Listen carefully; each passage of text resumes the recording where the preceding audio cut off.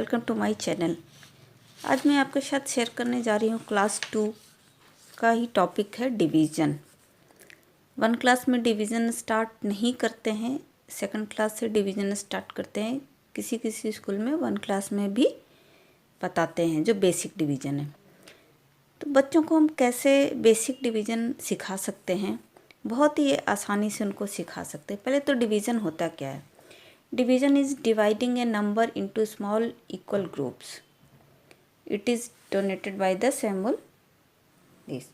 ये सबसे पहले तो बच्चों को डिवीज़न का सिंबल बताना है आपको कि क्या होता है। उन्हें ये मालूम होना चाहिए कि ये डिवीज़न का सिंबल है। अब जैसे हम एक एग्जांपल लेते हैं, distribute 6 mangoes equally among 3 children. अब 3 बच्चों के बीच में 6 मैंगोज़ हैं, उनको डिस्ट्रीब्यूट करना है इक्वली। वो बच्चों को हम कैसे करना हम बताएंगे शुरू में, किस तरह से उनको बहुत आराम से हम सिखा सकते हैं कि डिवीज़न क्या होता है। एक बार बेसिक कंसेप्ट क्लियर हो जाएगा तो वो आगे उस चीज़ को अच्छे से समझ पाएंगे। अब यहाँ पे मैंने 6 मैंगोज़ बना दिए हैं और 3 चिल्ड्रन, इस तरह से मैंने फिगर बना दिया है। शुरू में बच्चों को आप इस तरह से समझा सकते हैं तो उनको बड़े आराम से चीज़ें समझ में आएगी। अब क्या करना है कि सबसे पहले हमारे पास 6 आम हैं। अब इन आम को इन बच्चों के बीच में बराबर बराबर डिस्ट्रीब्यूट करनी है। तो सबसे पहले हम क्या करेंगे, एक हमने इसको दे दिया, एक हमने इसको दे दिया और एक हमने इसको दे दिया। इस तरह से करके एक एक करके हमने दे दिया। मतलब हमारे एक इसको दिया, एक इसको दिया, एक इसको, तो 3 हमने डिस्ट्रीब्यूट कर दिए। अब हमारे पास कितने बच गए हैं? 3 और बचे हुए हैं। तो अब हम क्या करेंगे, फिर से हम शुरू करेंगे फर्स्ट वाले बच्चे से। एक फिर से हम देंगे और एक लास्ट वाले को। मैंने फिर से ये जो 3 हमारे पास बचे थे वो हमने एक एक करके तीनों बच्चों को दे दिया। तो हमारे सारे मैंगोज यहाँ पे ख़त्म हो गए। तो हर एक के पास कितने मैंगोज गए?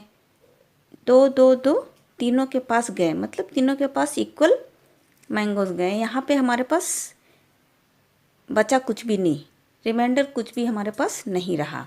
तो सारे इक्वली डिवाइड हो गए। तीनों बच्चों के पास 6 थे, 2 2 2, तीनों के पास हमारे पास चले गए।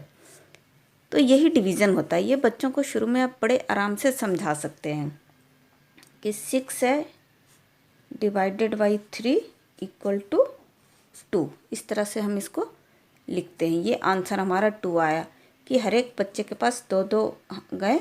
मतलब जो हमारा ये क्वेश्चन, ये मैं बताऊंगी अभी ये क्या होता है। ये इस तरह से इसको हम लिखते हैं। इसी को हम नंबर लाइन के थ्रू भी बच्चों को हम समझा सकते हैं। नंबर लाइन के थ्रू कैसे समझा सकते हैं? ये सेम चीज़ यहाँ पे क्या करना है, हमारे पास 6 मैंगोज है। 6 इस तरह से हमने नंबर लाइन पे बना दिए हैं। जितने भी चीज़ों को डिस्ट्रीब्यूट करना है वो आपको नंबर लाइन पे आपको ये लिखना होगा। उसके बाद 3 बच्चों के बीच में डिस्ट्रीब्यूट करना, इक्वली डिस्ट्रीब्यूट करना है। अब हमारे पास रिमाइंडर कुछ बचता है नहीं बचता है वो बाद में देखेंगे, पहले तो हम इक्वली डिस्ट्रीब्यूट करना शुरू करेंगे। तो इसमें कैसे करना है कि आपको लास्ट से 0 तक आपको आना है। ये जो आप 3 के बीच में करना है, जैसे 6 मैंगो थे हमारे पास, तो हम यहाँ से शुरू करेंगे 6 से काउंट करना शुरू करेंगे 3, कि हर एक को एक एक हम दे के आ रहे हैं। मतलब 6 से 1 स्टेप, 1 2 3, मतलब यहाँ से हमने यहाँ पे जंप किया। मतलब एक एक मैंगोज तीनों के पास आ गए हमारे। उसके बाद मतलब 3 बच्चों के बीच में हमने डिस्ट्रीब्यूट किया एक एक मैंगोज। उसके बाद फिर यहाँ से फिर 3 स्टेप करना है आपको, 1 2 3। तो यहाँ हम 0 पे आ गए, मतलब हमने दोबारा भी डिस्ट्रीब्यूट कर दिया।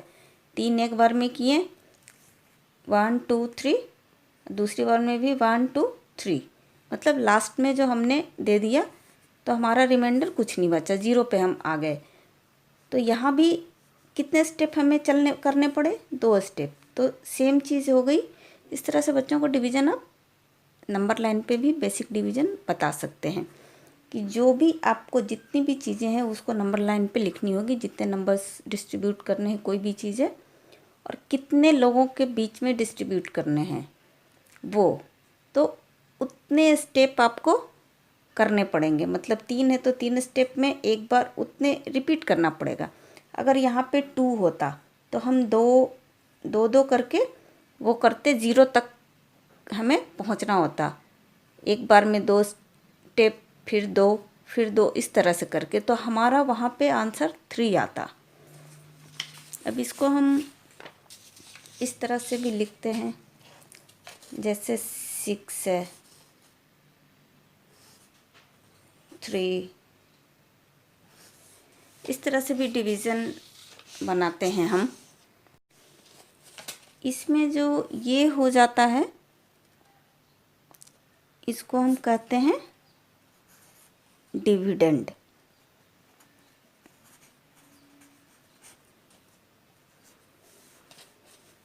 ये हमारा हो जाता है डिवीज़र। अब हम कितनी बार इसमें, जैसे मल्टीप्लिकेशन में बच्चों को टेबल लर्न करना ज़रूरी है, इसमें भी टेबल बच्चों को आना चाहिए। हम बेसिक तो इस तरह से बता सकते हैं, इस तरह से बता सकते हैं, लेकिन आगे चल के उन्हें टेबल लर्न करना ज़रूरी होता है डिवीज़न या मल्टीप्लिकेशन के लिए। अब 3 टाइम्स हमें 6 तक पहुंचने के लिए 3 का टेबल जैसे हमें याद है, 3 2 आर 6, मतलब 2 बार हमें करने पड़ेंगे। तो यहाँ पे हमने 2 लिखा, यहाँ 6 डिवाइड हो गया, हमारे पास रिमेनिंग कुछ भी नहीं बचा। अगर यहाँ पे कुछ हमारे पास बचता तो हम उसको रिमाइंडर बोलते हैं, लेकिन यहाँ पे हमारे पास कुछ भी नहीं बचा है। ये जो हमारा आया इसको हम क्वोशंट बोलते हैं, क्वोशंट बोलते हैं इसको। ये हमारा भाज्य हो गया, भाजक हो गया, ये भागफल हो गया।